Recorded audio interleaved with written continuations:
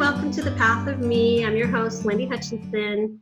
I have the world-renowned surf photographer, professional photographer, Christa Funk in the house. Welcome, Christa. Hello. Thanks for having me. So grateful that you were able to carve out some time in your busy life. So how long did you know before you really kind of took on photography as a profession? How long before that did you know that was something that you wanted to do in your life? I started shooting photos when I was in 8th grade. I got ahead in a computer class and my teacher gave me her film camera to try out and see if I liked it. And she saw that I enjoyed it and she recommended me for film photography class my freshman year of high school. And from seeing National Geographic and books when I was younger, I always thought photography was just a really interesting way to see the world. Yeah. And I just kind of had that interest there, so it was piqued. And also when I was little, I wanted to be a marine biologist. So I always kind of had those two running alongside each other.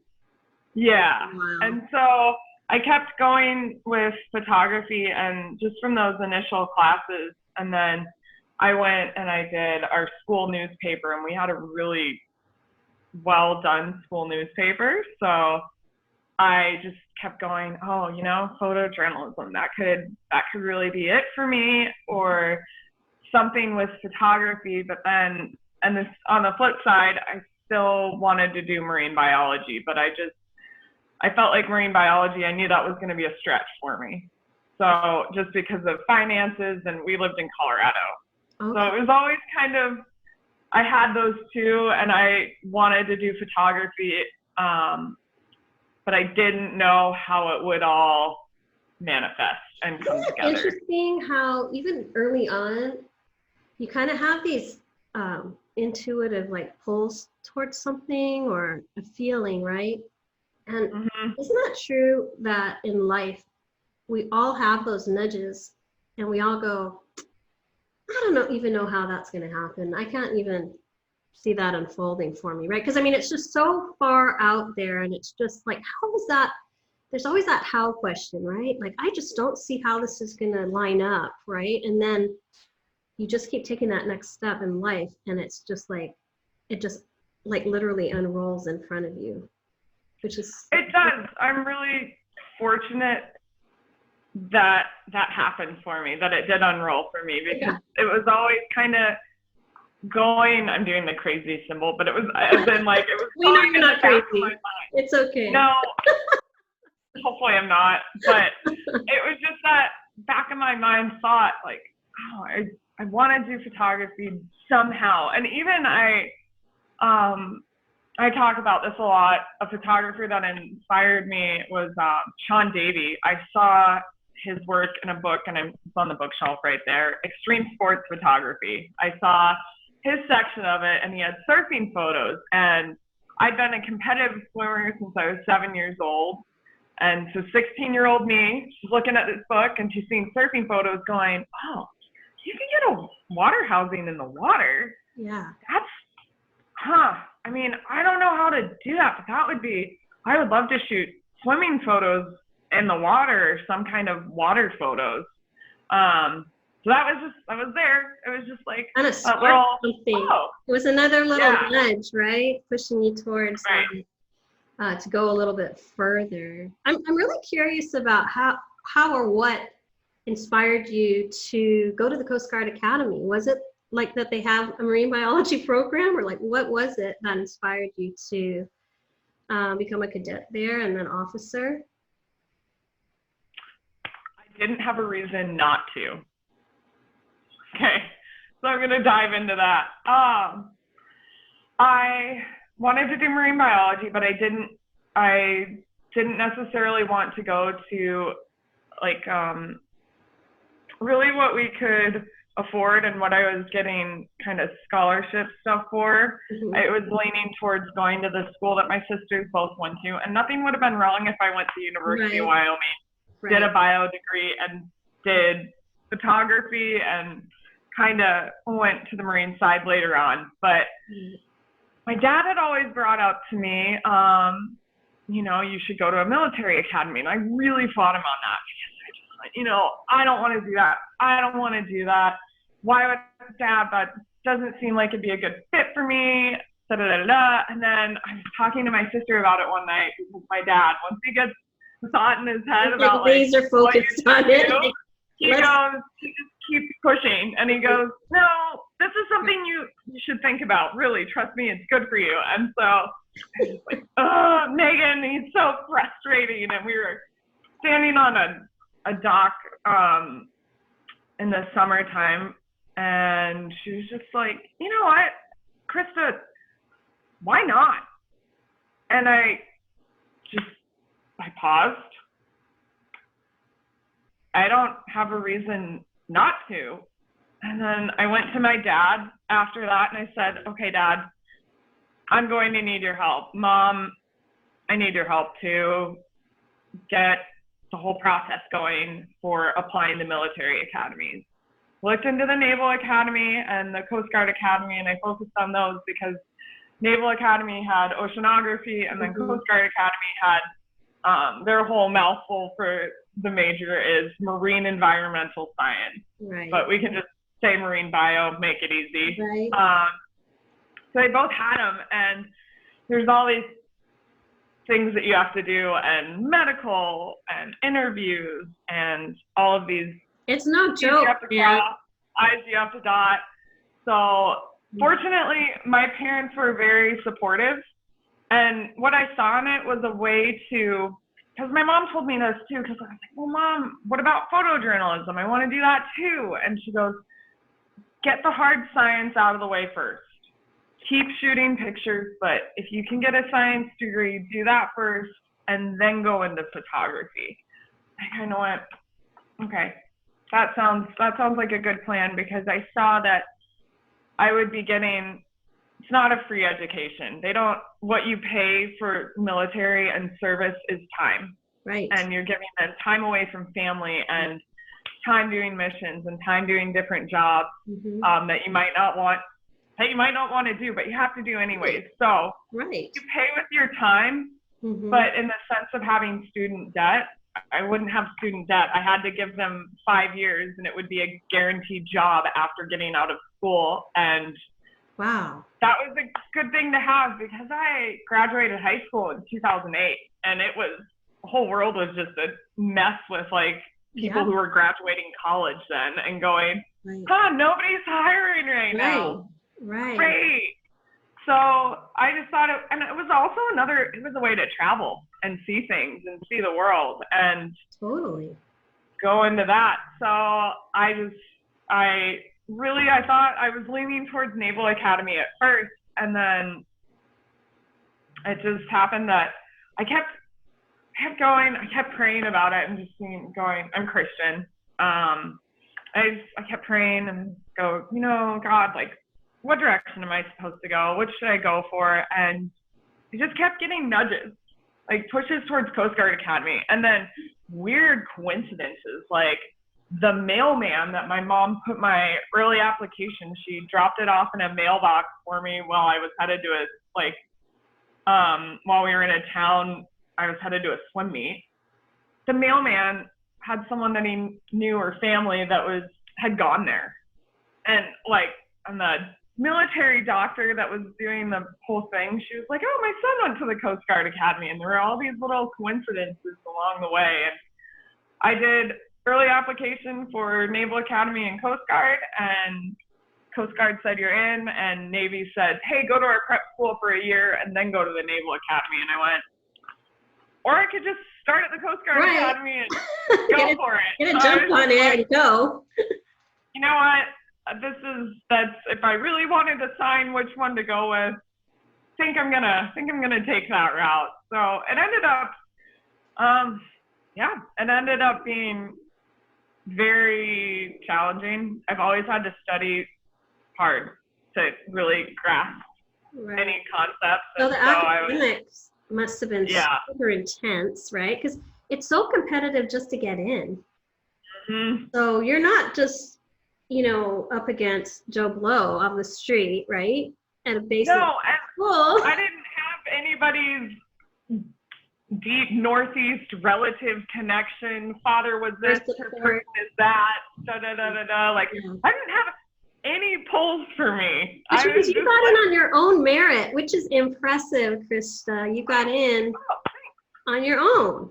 And you should be really proud of that, It wasn't necessarily, my parents, I have to give a lot of credit to, just the amount of time and energy they really put into giving me the best shot to get in there. And I wasn't alone in the process. And I think that made a big difference. And probably having family support through the process too was probably huge for you. Yeah. What was it like once you got there? How did you change going through all that training and that discipline? And what did you learn about yourself? I learned before I went there, I wasn't as aware of other people and what other people needed and how my actions were affecting other people. And I think I had, and not saying anything against how I was raised, but I just I was selfish and I didn't grasp it. And I think that the Coast Guard Academy, it basically pulled my head out of my butt and goes, hey, like, you can't act that way. You have to be considerate of what's going on around you and be very aware of other people's needs as well. I would think there's a huge team mentality because you're out there and you need to work as a team. Yes. You can't go regardless if you like the person, how much you trust them, like if they're there and you need their help, like you might have to rely on someone that you don't necessarily get along with or work perfectly with. And I think that was a very valuable lesson for me personally. And I feel like it helped me. I'd always kind of gotten along more so with guys growing up too, but I still had girlfriends, but just being in an environment with the majority of people there were guys. I just got so used to being around them and interacting with them, and they have drama and spats. It's different than women for the most part, and I don't know, it just felt easier to me than being around catty high school girls, which is what I left behind in high school. So it's kind of a fresh start for you, it sounds like. Yeah. Just a different way of being and different crowd, right? And I'm not saying I was a terrible kid in high school and I was rude and inconsiderate of everybody. I didn't pick that up at all.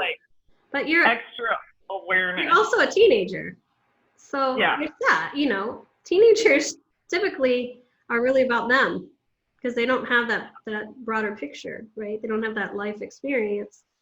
Show them that it's not all about you, man. There's other people involved here, Yeah. So it sounds like it was kind of expansive. And then were you able to, choose or put your top 3 places to be stationed at? Because how lucky were you to get stationed in Hawaii for someone who's into the ocean and photography? I mean, seriously, did you just win the lottery when you got that assignment? That's crazy. So they give you a dream sheet, but where you go and how high up you are in the picking process, it's based on your class rank. And so I had made it a goal that I wanted to graduate on the dean's list and graduate with honors. And so I started out and I talked that through with my guidance counselor, and she goes, okay, so GPA, you just I basically, minus my second semester of freshman year, my GPA went up every semester. And so I had a good place in the class by the time we graduated. And so you put down on your dream sheet where you want to go. And actually what I picked wasn't a desirable assignment at all. Like, nobody wants this platform because it's big. It was a 378-foot boat. You go out for 3 months to see, and then you're in for 3 months, and then you go out again for 3 months. So 3 months on, 3 months off. And people just didn't want that. Don't want anything to do with them. They can be messy with work-life situations. And sure. So there was one, and I had a boyfriend at the time, and I wasn't getting excited about like putting pics down in Florida and other spots with smaller boats. And first qualification that you get as an officer, you're either an engineer or you're on the deck side. So a deck watch officer. You have 2 paths that you basically take if you're going afloat. And I wanted to be a deck watch officer, and I went, you know what? I'm going to get the same thing just on a bigger platform. Mm-hmm. So I might as well pick something that I'm excited about. And I had been on one of these boats my sophomore year during one of our summer trainings. And I went on there for 6 weeks, and I went, oh, never picking this thing after graduation. There's no way. Surprise.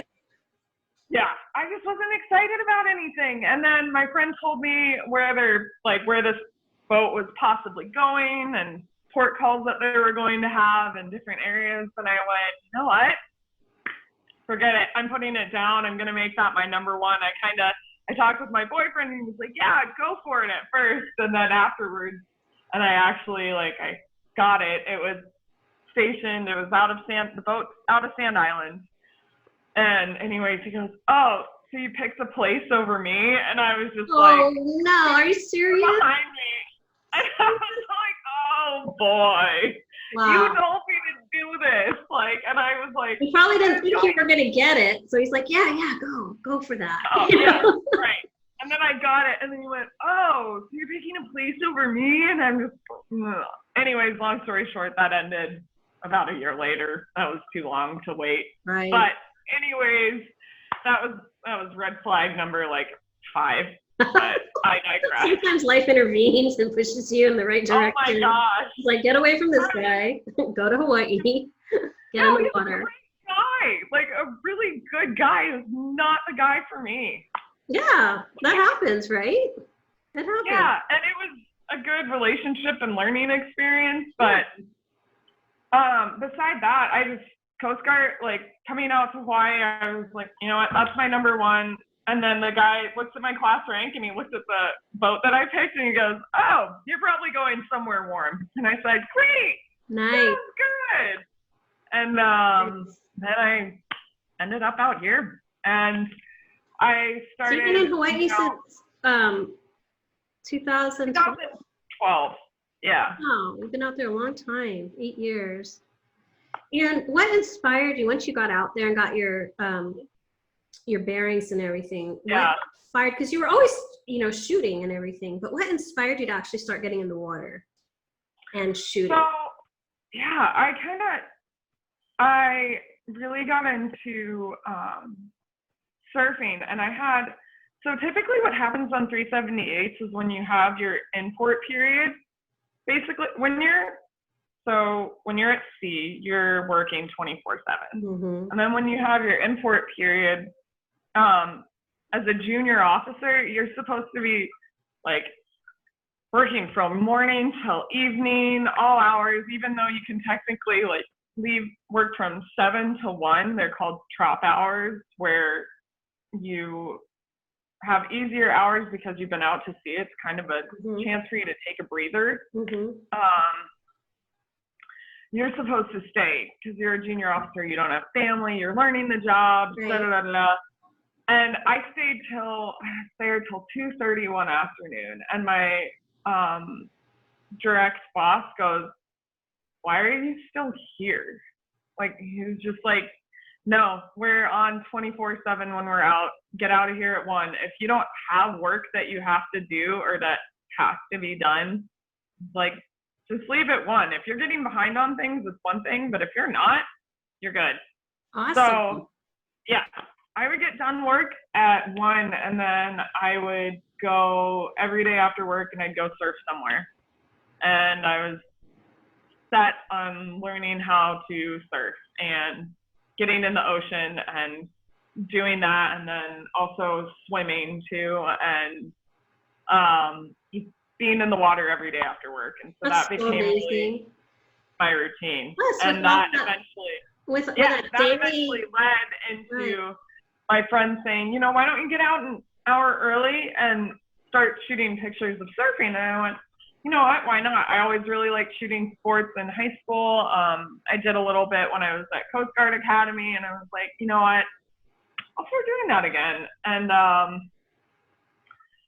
I saw guys swimming in the water with cameras at Pipe. It was a late season swell, and I went, I want to be out there. I want to do that. That's so intense. I know they have a channel though that you can kind of sit in, but still, wow, to be kind of new to it and have that as your goals is pretty impressive. Yeah, I saw it and I was like, wait, because that was my thing with, I tried being a coxswain my freshman year for the crew team because they realized that I could yell, and I'm relatively small. I'm not like 5 foot and like built like a twig, right? But I could yell, and so they were like, "Oh, you know what? You're kind of short for being in crew, but you might be a good coxswain." And so I did put it. I would work out before I'd go to the practices because you just you're in the seat and you're doing the little coxswain like spearing, and that's it. You're not getting any kind of workout. So I was like, I'm watching other people work out, not okay. And so I did 1 season of it. I had a great time, but I stayed it out. You wanted to be in the action. Exactly. And so when I saw guys shooting in the water for surfing, I went, oh, they get to shoot and they're moving and swimming and reacting to the environment, and they're part of it, and they're actually doing something instead of just being stagnant on the beach. And I do like, there is something to say about land shooting and just getting in kind of a trance and just, it's really nice, but that extra bit of activity. I'm just gonna add a little level of difficulty here.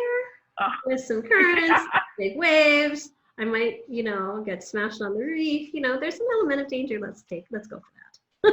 Yeah. So it was, and I knew I had to start out.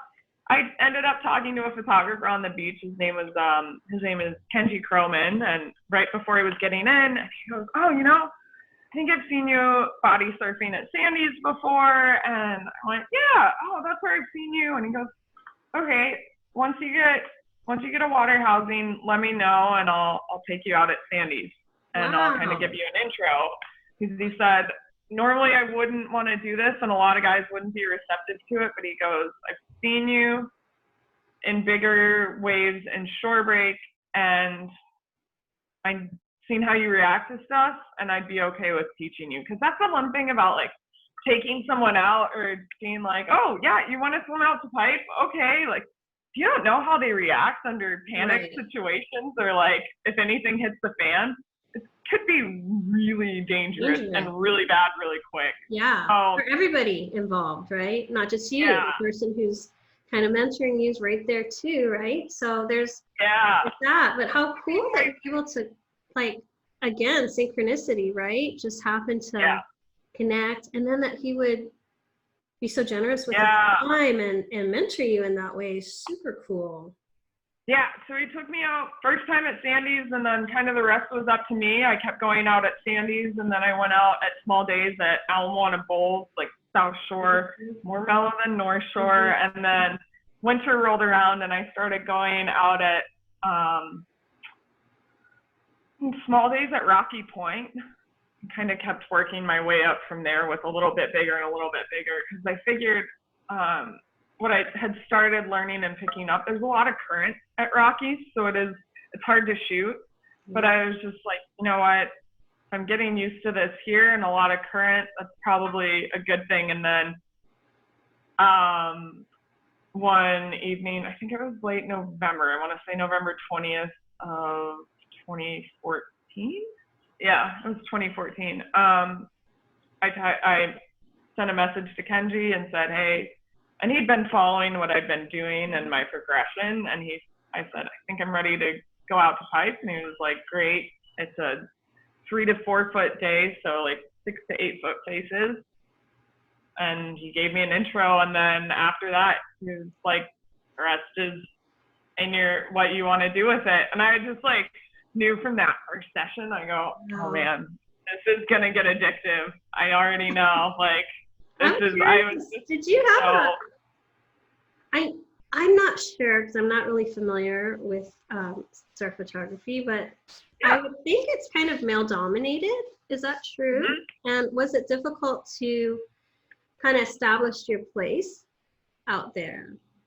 I would say no. Okay, so I could see how if I hadn't gone to the Coast Guard Academy and gotten so used to being around guys and working Coast Guard, when I'm in active duty military, the majority of the people on the boat were men. Right. And so it was just, I was so used to that already, and then kind of feeling like I'm on the outside already and not the majority. So I started out and I just sat in the back, all the way in the back of all the other photographers. And I just I went out on a little bit bigger days. And I tried to make sure I stayed out of the way. You're super respectful. They probably appreciated that, right? And they get to know you out there. Yeah. And then I had one guy go, you don't really have women come out here, so this is different, but I think it's a good thing. And that was another thing too with Kenji. He was like, I think it'll be good to have photos from that. I think men and women, I think our brains are wired differently. So I think you get different looking photos from men and women. Yeah. He said just having that point of difference, it's probably going to be pretty refreshing. So I'm excited to help you try this and see if you like it. He must have been so excited to see your work kind of evolve, right? And so he had been there from the beginning. So that must have been really cool for him to see you start, converting that into a reality, starting to see all prints and starting to get published. I know you're published a lot in Surfline and Free Surf magazine, right? Are those kind of the two main? I'm sure others, but that's kind of what I've seen on your Instagram and stuff. Yeah. And then, I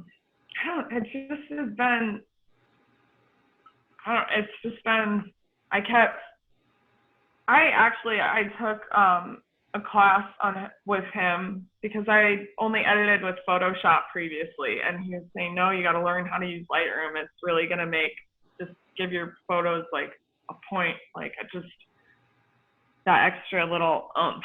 Like next level, take it to the next level. Yeah, I really want to learn a new system, and I took that class with him, and kind of I got a better feel for editing. And then it's just I feel like I get so detailed with things that with what I've learned, and now how I can see how I want a picture to look in my head, and then see what comes out from the like see what I put together with the camera, and then what goes into the computer and the final product, like taking what I had in my head from the computer to the final version. Like, it's just nice to be able to have that kind of freedom with learning the different settings and tools so I can get the image to look like what I envision in my mind. Exactly. That's so amazing. He really helped with that side of it too, because that was like his course was just like all these light bulbs, and then I got into Lightroom, and then I kept using it more and more in repetition. So sometimes you gotta let go of the old ways, right, to make room for new stuff and to evolve as a person in your work too. We get really comfortable, we get really attached to stuff, right? So I know someone told me I had to learn a different system the other day for possibly working on like film or like assistant job for a photography thing. I just went, oh, so I really want to. And so I did a new one, another one, and then I went, no, this is good because that's another tool in your kit that you can say, I know how to do this. It's just a matter of I have to pick, like, there's a 7-day free trial that they offer, and then they're $20 a month or something. So I'm going, okay, if I'm not going to use this all the time, I'm really got to use that free trial. Yeah, make that free trial count before it rolls in. Right? Yeah.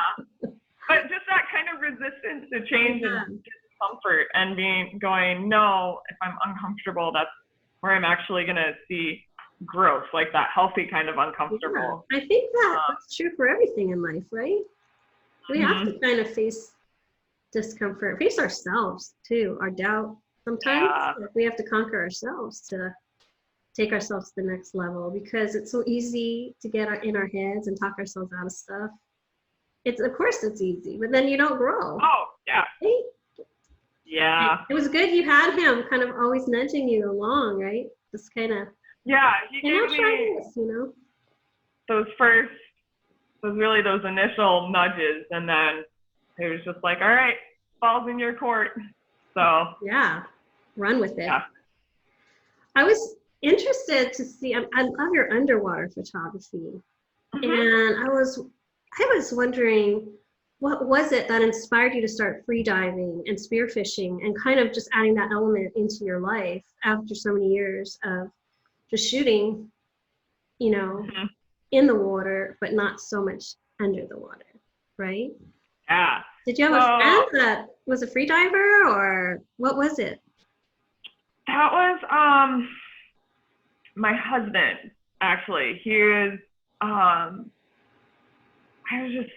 he was like, do you want to start free diving? And I said, yeah, I'll give it a go. I want to possibly do this. That could be a good place to take my camera. And I started going with him, and initially I was starting to learn 3-prong, and I just kept taking pictures in my head. And I went, what am I doing? I just need to take my camera down here. But surf housing, the one that I have only goes about 20 feet, and then the wing nuts like to unwind. So you had to actually invest in some new gear to go a little deeper. Yeah, so that was the thing where it was like, I really want to make sure that I'm in this to do it and commit to it, and then get a dive housing and then get that separate housing. And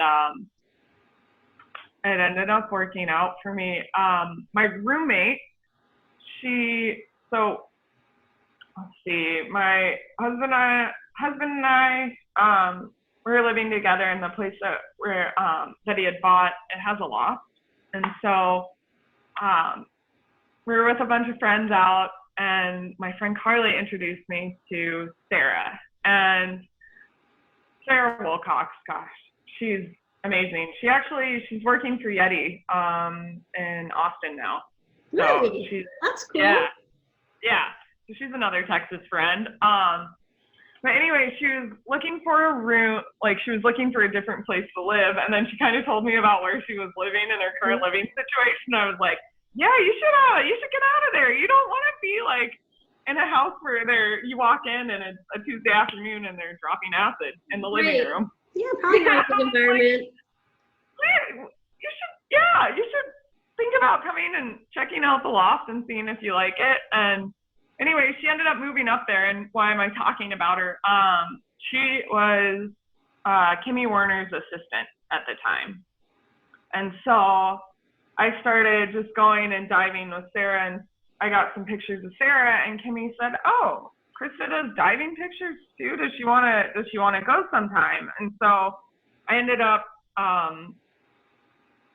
doing like kind of behind the scenes photos of another friend that I have that's a photographer. She was shooting photos of Kimmy for an article, and I shot like photos of them shooting together. And so that was really it was fun, and I enjoyed it. And Kimmy wanted to keep working with me, and so that relationship it kept developing. And I was like, oh my God, I barely started freediving, and now I'm I was wondering, you know, that's a whole different animal. It's a whole different way of breathing. It's a whole different world down there. How did you master your breath? How did you master yourself? And be able to go down that deep and shoot and do it? Like, how did you learn that? A lot of repetition and just going out and shooting. And I took a freediving course as well. My husband and I took one together, and that was very helpful and informative too, because there's a whole danger to blackouts, and you want to have a buddy with you and bringing them to the surface and how to do that. So getting the safety side of the house is good, but just mastering it in general, I'd say, is repetition, but I don't think I'm anywhere near close to like even touching the word mastering it. Like I feel like Kimmy and Mark Healy and a lot of like even the uncles that my husband tells me stories about as just masters. And I'm just like, I feel like a little guppy. You're gonna get there. Like, keep going out there. Your pictures are amazing. Yeah.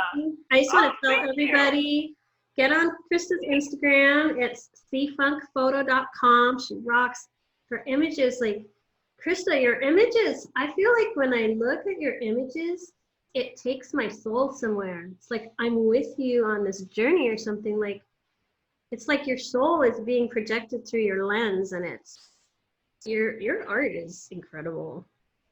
Thank you. If I can have some kind of a positive impact with people through photos in some way, it makes such a big difference. And I do have to say, another person that really helped me too with the spearfishing side of the house with photos, with even being, I just was like, look, I have a dive housing. I want to get better at doing this. I know I'm going to make mistakes. I shoot a lot with Flynn Novak, and I shot a bunch of surfing stuff with him, and I saw that he spearfishes. And so I talked to him and just went, you know, can I come out with you when you dive? And started learning how to shoot diving pictures with him before I even went out with Kimmy and that kind of a thing. When it was some really amazing mentors and people who have really invited there's been a lot of people that have been in my corner that have been obviously, because I see something in your images. You're capturing things that are so beautiful, and I just thank you. In fact, I want to tell my listeners to seriously get on her Instagram, Instagram Funk, which is her Instagram, and then her website is cfunkphoto.com, and you can buy images on there and check out her stuff. It's really amazing. I'm going to drop some images in the editing of our conversation, which, you know, it will not do it justice, because seeing it huge on the screen is a huge difference from seeing a little one dropped in, but it will just tease people with a little, you know, a few images to get them to go over and check your stuff out. And you can ship anywhere around the world. So, you know, you guys, you're going to fall in love with her stuff. I did. Yeah. So my husband, for those of you who don't know, is a surfer, grew up in Hawaii, and he's always on Surfline, and he's always checking out the cams at North Shore. Like, he's always living vicariously through the camera, because we live in Houston, Texas. And he found Christa and was showing me all her stuff, and I was like, wow, her stuff is really cool. Now I'm kind of hooked on. I didn't want to like be a Instagram stalker and like every image, but I was like, damn, this is fine. If you want to do that, go for it. I'm not here to get 80 likes. And I'm like, oh great, they're probably gonna think I'm a weirdo or something. 80 love on Instagram, you know, but totally worth checking out. And I know that you have a lot of respect from your peers. You've been featured in a lot of articles. Your work speaks for itself. And I'm wondering, what's next for you? Like, what direction are you feeling called to? I know you've been freediving for a couple of years now. I think it was it 2018 when you started that, or was it earlier? that you started? 2017. 2017. I think it was more so like, I want to say, it might have even been 2016. I think it was 2016 that the freediving and diving photos started.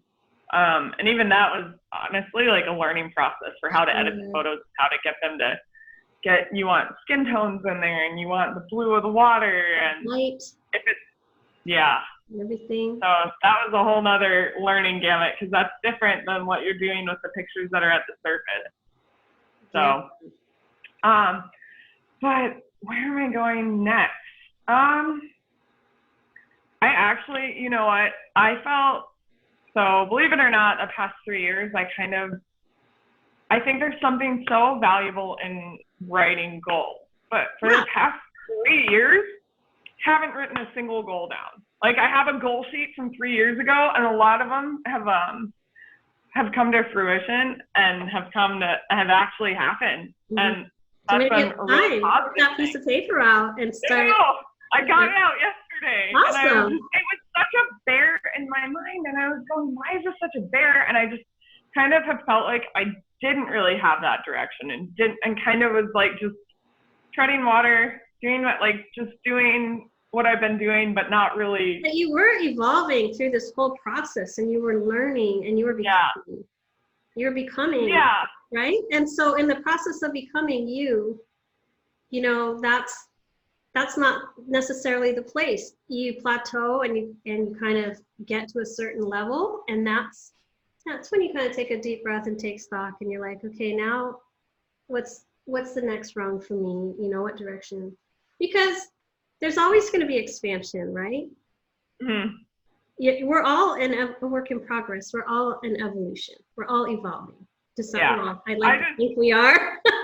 Yeah.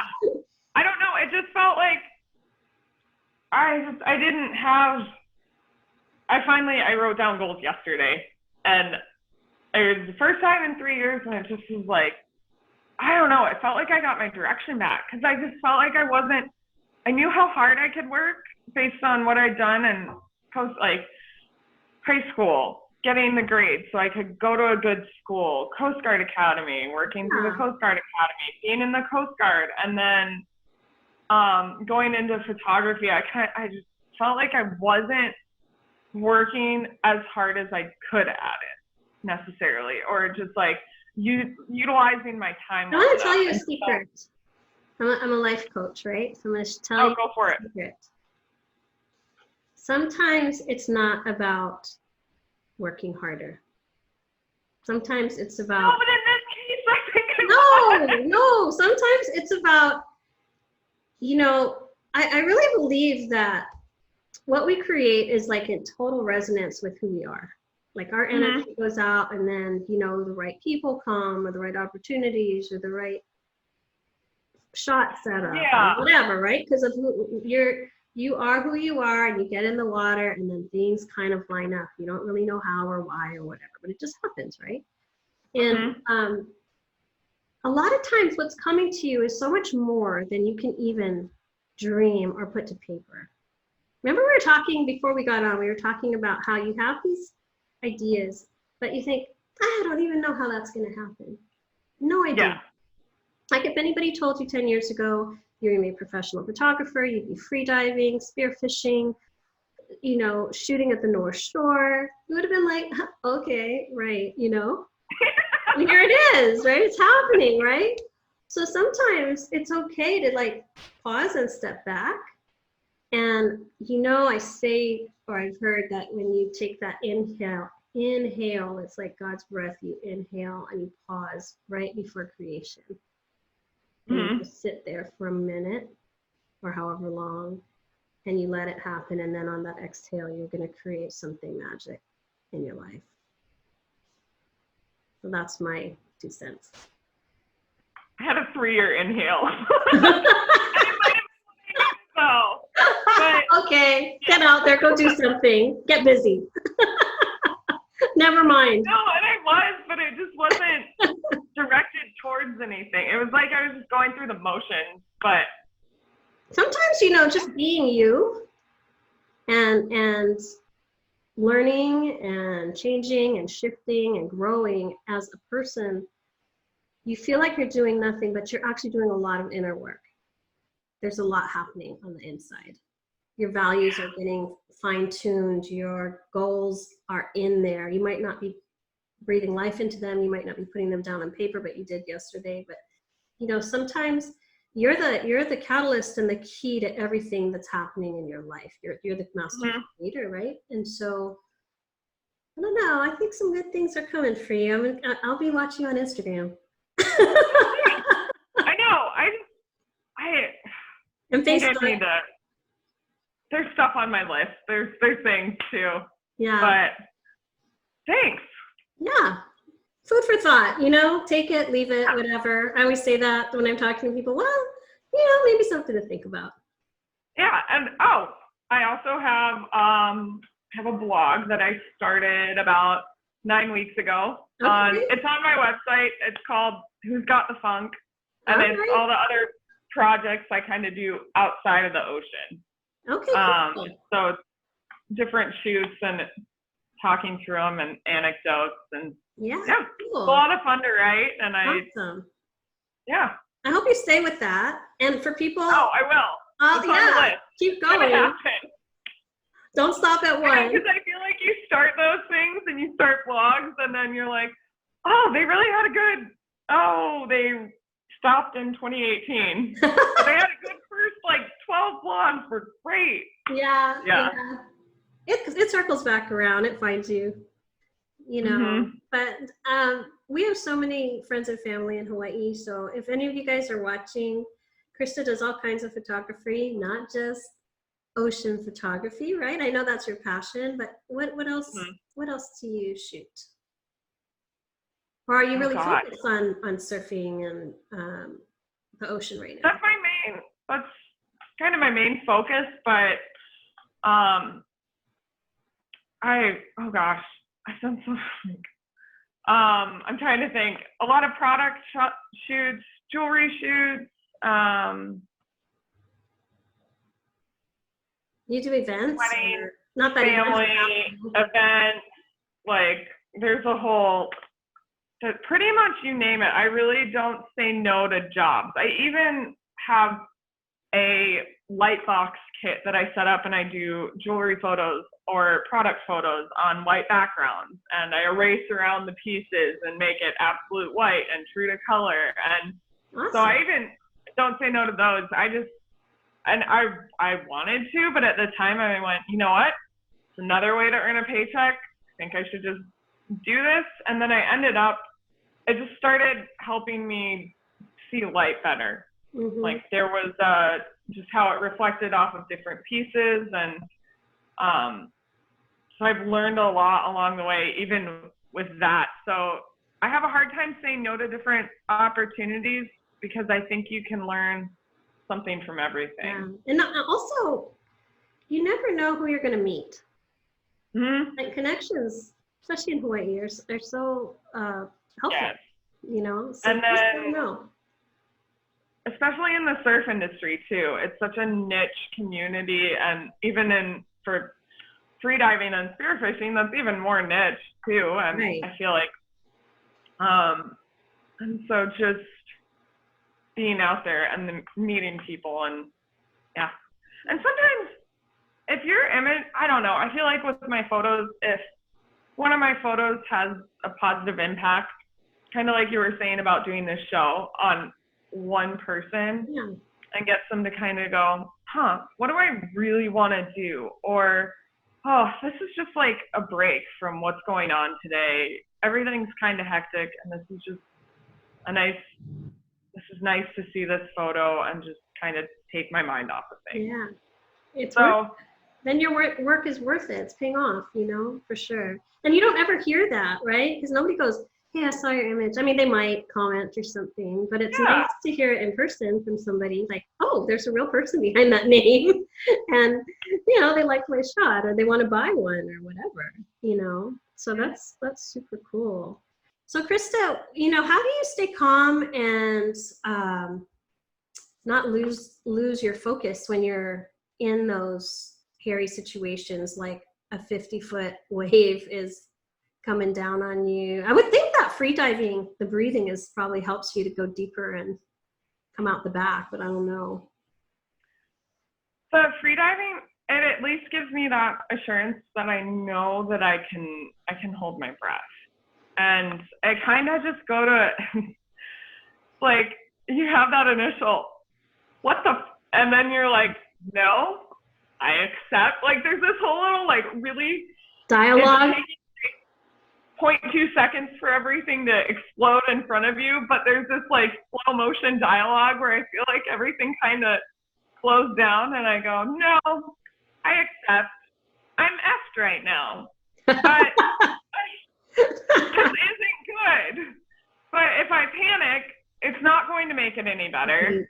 And I always have this sense of fear and respect for the ocean and just being in nature. And so it's just kind of go,